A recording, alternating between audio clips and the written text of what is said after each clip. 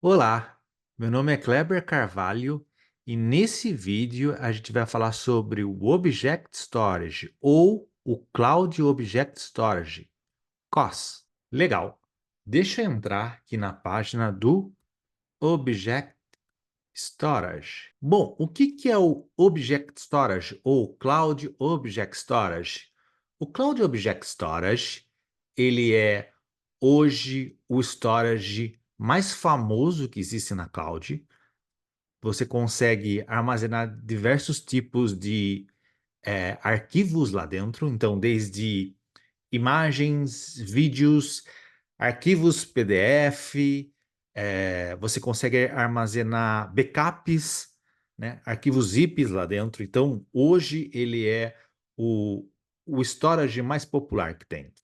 E o que deixou esse storage popular foi o S3 da AWS. Então, cada provedor de cloud tem o seu próprio S3. Aqui na IBM Cloud, a gente tem o Cloud Object Storage. E ele tem uma particularidade legal. O protocolo de acesso, ele é o mesmo que o S3, ou seja, ele é S3 compatible, ou é compatível com S3. Então a gente usa o mesmo SDK que é fornecido pela AWS para a gente acessar o Object Storage da IBM Cloud. Então, essa já é uma vantagem, você não precisa ter um outro SDK ou acessar as novas APIs desse serviço. E por que eu falo de API? Porque esse é um serviço que basicamente você acessa ele, você coloca, né? Você faz o famoso CRUD, né? Que é Create, Release, Update, Delete. Então você coloca dados lá dentro, que é o Create, você pega os dados, né? Lista os dados que estão lá dentro, que é o Release, você faz um update de um dado, que é o Update, e você apaga um dado, tá? Então essas operações que a gente chama CRUD. Mas ele é um serviço que é baseado em API REST. Então, você chama essas operações através de API REST. Então, o create é um post, o release é um get, a gente tem o update, né, que é um patch, a gente tem o delete e outras operações API REST que a gente tem. E você vai ver que você consegue estimar esse serviço pensando nas APIs que você vai chamar, tá? Então é um serviço super popular, muito popular para backup, para armazenamento. Quem nunca acessou aí um PDF na internet, um vídeo que às vezes está armazenado lá, você vê lá dentro do, por exemplo, s3.aws.com ou objectstorage.ibmcloud.com. Então a gente sempre consegue ver isso quando a gente acessa arquivos principalmente estáticos dentro dele. Então, essa é a página do Object Storage, tá? A gente tem aqui um plano, e isso é super legal. A gente tem um plano Lite, que tem 25 GB durante 30 dias. Então, você consegue usar esse plano Lite durante 30 dias. E, se você quiser, depois dos 30 dias, você consegue transformar ele para o plano Standard, que é esse plano aqui, que é o principal que eu vou mostrar para vocês. E também existe um plano que a gente chama de One Rate, que ele é basicamente flat, ele tem preços fixos para cada categoria. E eu vou explicar aqui para vocês cada categoria dentro de um Object Storage. Então, se eu vim aqui, ó, em About, dentro dele, eu consigo ver as tabelas de categoria. Mas eu já abri uma página aqui, ó, que fica mais fácil, ó. Eu até abri uma nova página. Então, olha que interessante. Esse serviço eu consigo colocar ele num data center único, tá? Ou cross-region em várias regiões. Ou a opção regional, que é dentro de uma região, ele coloca nos data centers disponíveis nessa região. Por exemplo, nós de São Paulo, né, na MZR, nos 3 data centers que a gente tem em IBM Cloud de São Paulo, a gente recomenda colocar o regional, porque ele já faz a propagação, né? Ele faz o backup, ele espalha esse Object Storage nos 3 data centers da IBM Cloud, tá? Então aqui, ó, eu coloquei regional, vou colocar aqui o data center de São Paulo, que a gente tem, olha. E vou colocar um preço em dólar aqui, tá? Só para a gente fazer esse efeito de comparação. Bom, para vocês entenderem, a gente tem três categorias quando a gente fala de Object Storage. Então a gente tem, ó, a categoria Code Vault, né, que é para dados que são acessados algumas vezes no ano. Então esse é o, vamos dizer, o mais frio de todas as categorias aqui, tá? A gente tem o Vault sozinho, que é para dados acessados menos que uma vez por mês, tá? A gente tem dados standards, que é aí para dados que a gente não sabe, muitas vezes a gente vai conversar com um cliente ou com alguém que está querendo estimar esse serviço, eles não sabem. Então a gente geralmente fala, olha, vamos usar a categoria standard. E tem a Smart Tier, que é basicamente, o que que é isso? É uma categoria onde ele coloca seu dado num standard, por exemplo, e ele roda um algoritmo a cada 30 dias que ele verifica se esse dado é um dado quente, então ele coloca numa categoria quente, ou se é um dado frio. Então o algoritmo escolhe isso. E esse é uma categoria que eu recomendo. Se você não sabe o quanto você precisa, recomendo sempre usar o Smart Tier, tá bom? Então, só para a gente comparar preço, olha que interessante isso aqui, ó. Então, o Code Vault ele é muito barato, ele começa com 0,0081 para dados armazenados para menos que 5 de 500 tera ou mais que 500 tera. Ó, o Volt é o segundo mais barato para armazenamento. Ele começa a partir com até 500 tera de 0,016 para até 500 tera e aqui ó 0,035 para mais que 500 tera. Então você começa a ver que aqui a gente tem os mais baratos e as categorias aqui elas vão aumentando de preço para armazenamento. E aqui tem o standard. Olha como o standard ele é bem mais caro, né? Porque ele está falando aqui de centavos. E o que que é o Operation Request? O que que é o Class E e o Class B? Então, para isso, eu até vou abrir aqui, ó. Você vem aqui, ó. Ele abre para você e eu vou mostrar a documentação. O Class B, Class A, na verdade, o primeiro aqui. O Class A, ele é basicamente operações put, copy, post, né? Get também. E qual que é a função dele, ó? Criação de buckets, né? O que é buckets? É o conceito. Quando eu crio um COS, eu crio uma pastinha dentro desse Object Store, que chama bucket. Então, ó, criar um bucket, fazer um upload ou uma cópia de objetos, listar objetos lá dentro, listar conteúdos ou buckets, fazer a configuração do ACL, que é o Access Control List, né? A configuração do CORS. Então, dentro disso, então tudo isso aqui são operações de Class A. E a operação de Class B? Class B, o que é? É o get excluindo a lista, a listagem, tem o read, o options, e também aqui, ó, retrieving data objects ou metadados. Ou seja, quando você pega dados, objetos e o metadados desses objetos, tá? Então, essas são as operações class E, class B, que é muito importante você entender, porque você vai usar isso para fazer a sua estimativa. Então, aqui está o preço de class E e class B.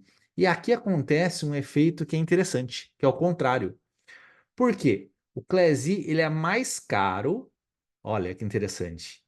Ele é mais caro nos dados mais quentes e ele é mais barato nos dados mais frio. Então, olha que interessante isso aqui. É importante, tá?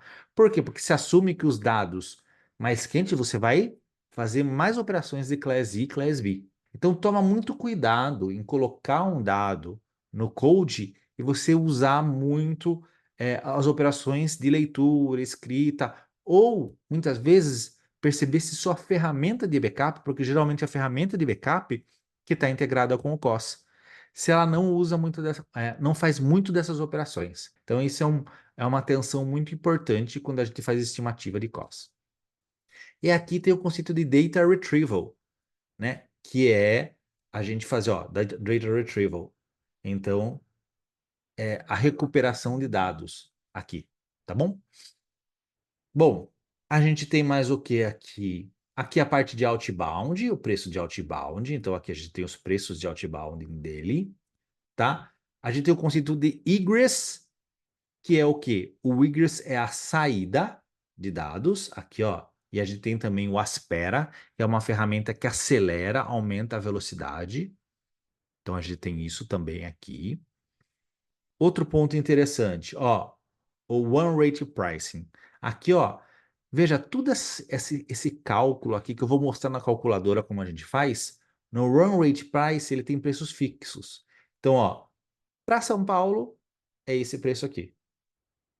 Para Dallas, Norte América, ó, esse preço aqui. E aqui as configurações, ó, por Class E, por Class B, por Outbound e por Data Retrieval. Tá? Então ele tem essas configurações aqui. Ah, eu tenho mais aqui, ó. Esse aqui, o Archive. O que que é o Archive, tá? O Archive, ele é para dados não usados ou infrequentemente usados, né? Que você vai precisar de um long-term armazenamento. Então você vai armazenar ele por muito tempo. Tanto que a restauração dele é 12 horas. Por isso que ele é extremamente barato para armazenamento e para data restore. Tá bom? Data restore até que não é tão barato, não. É até meio caro aqui se você for pensar em data restore. Mas o armazenamento dele é muito baixo, é muito barato. É mais barato que o Cold Vault. Tá? Só que você tem que pensar nisso aqui, ó. O restore dele é 12 horas. Tá? Então, se você for restaurar esse dado, vai demorar 12 horas. A gente tem aqui, ó, o Accelerate Archive, que é o mesmo conceito, também para dados, que eu não vou usar muito. Só que acontece o que aqui? Também a gente tem um preço não tão barato quanto o do Archive, mas aqui, ó, você consegue recuperar esses dados até 2 horas, tá? Então, enquanto um é 2 horas, o outro é 12 horas, só para vocês entenderem a diferença. Legal. Acho que aqui tem a explicação. Bom, vou voltar na minha calculadora para a gente fazer uma simulação aqui, tá bom? Então vamos lá. Ó, vou escolher o Standard aqui, e é exatamente como vocês fazem aí. Vou dar um Add Estimate. Olha que interessante, eu abri aqui minha calculadora. Então aqui eu vou escolher, lembra? Regional, porque ele faz a propagação, o backup dos dados dos 3 datacenters. Principalmente se você escolher Estados Unidos, Dallas, ou São Paulo, que a gente tem as duas tanto São Paulo quanto Dallas, eles têm MZR, tá? Então eu vou escolher aqui São Paulo, veja só, São Paulo. Vou colocar a categoria Smart e aqui eu vou colocar giga. Então imagine assim, ó, eu vou colocar 1 tera, 1000 giga. Quanto que fica 1000 giga? 1000 giga, ele fica em US$ 10, que é 1 tera. E se eu colocar 10 teras? Vamos aumentar aqui, ó. Aí já aumentou para US$ 101,10 por mês, tá bom? Aí se eu colocar 100, vamos lá? Ele aumentou para 1.100. A gente está falando, veja só, de 100 teras. Ah, e o ingress dele? Tá, vamos lá. O ingress, imagine aqui que eu coloquei 100. Imagine aqui que eu vou colocar 10 teras. Ó, o preço vai mudar, ó, o ingress. Veja, o preço mudou aqui. Então, o que que é o conceito de egress aqui? Só para vocês entenderem, tá? A gente tem aqui ó, o conceito de egress e data retrieval. O que que é o egress? É o conceito de outbound. Esses dados saindo via internet, tá? E o data retrieval é ler os dados, tá? Toda vez que eu leio meus dados, eu preciso dessa operação de data retrieval. Tanto que aqui, ó, tem a explicaçãozinha de cada campo, tá bom? Ó, tem a explicação, aqui ele explica tudo isso que eu estou explicando, ele tem uma explicaçãozinha. Então imagine assim que eu colocar 100, vamos colocar assim, ó, 100 de data retrieval, e aqui eu vou colocar 100 também giga de data retrieval. Então basicamente ele não vai mudar muito pouco o preço, lembra? O data retrieval Em alguns até é preço zero, né? Que a gente viu na tabelinha lá. Bom, e Class A? Aí depende, né? Então aqui, ó, só para você entender, existem ferramentas de backup que eles vão a cada 1 segundo acessando lá o Object Storage, tá? Então a gente precisa ver a configuração da ferramenta de backup, tá? Por quê? Porque, lembrando, aqui, embora ele fale aqui que as operações são por 1000, mas dependendo da ferramenta de backup que você está usando e está configurando, ele pode estar fazendo muito essa operação. Então aqui eu vou colocar, ó, 10.000. 10.000 e 10.000. Então, vamos ver se vai alterar muito o preço. Não alterou muito preço, ó, 10.000 ficou pouca. Vou colocar aqui 100.000, vamos ver se vai alterar o preço, só para a gente ter uma noção. Aqui alterou, foi para $1 a mais. Mas veja que isso faz a diferença, tá? É importante observar isso aqui. Então, esse é um exemplo de uma estimativa. Geralmente eu pego um screenshot disso aqui, tá? De uma cópia disso e compartilho com parceiros ou clientes da IBM Cloud. E aqui essa calculadora, você pode também fazer vários outros testes. Olha, eu quero aumentar em uma casa decimal aqui meu storage, ó. Quanto que fica? Olha, poxa, vai para $10.000 mês. Tá, ó, mas talvez eu não tenha tudo isso. Então eu volto aqui. Mas o meu egress aumenta. Então aqui eu estou falando de 100 GB. Talvez eu fale de 1 TB de egress. Ah, quanto que fica? Ó, vai aumentar. O egress ele aumenta aqui ó, o preço. Ó. Enquanto o data retrieval ele não aumenta, ele aumenta muito pouco. Por quê? Dependendo da categoria, o Smart aqui, ele tem um data retrieval de graça. Olha, não aumentou. Então, o data retrieval aqui, deixa eu ver, 205. Agora aumentou. Tá? Então, esse estudo aqui é muito particular, por isso que existe a calculadora. Então, dependendo da categoria do seu storage, da, da faixa, você vai ter que pensar em data retrieval, egress, class E, class B e o que você está armazenando. Beleza? Bom, pessoal, é isso. Eu quis aqui mostrar de uma maneira bem prática a parte do COS, tá? Que é hoje um storage muito utilizado, ele é muito importante para backup, para armazenamento. Hoje, basicamente, todos os provedores de cloud têm, né? O famoso é a Amazon, é o S3, mas a Azure tem o Blob Storage, o Google também tem. Então, a gente tem esse serviço em várias nuvens.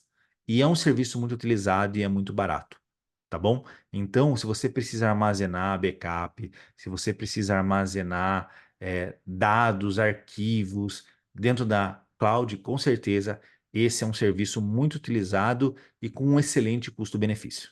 Então, aqui eu quis fazer de maneira prática para vocês verem como a gente faz no dia a dia uma cotação de Object Storage. Então, muito obrigado e a gente se vê no próximo vídeo. Tchau, tchau. Se gostou desse vídeo, se inscreva nesse canal e clique em gostei para receber mais vídeos como este. Ative o sininho para receber notificações quando um novo vídeo aparecer no canal. Se inscrever, dar um like e comentar no vídeo é muito importante para eu saber se devo fazer mais vídeos como este. Seu feedback é essencial para eu entender se estamos no caminho certo na construção desses vídeos. Obrigado!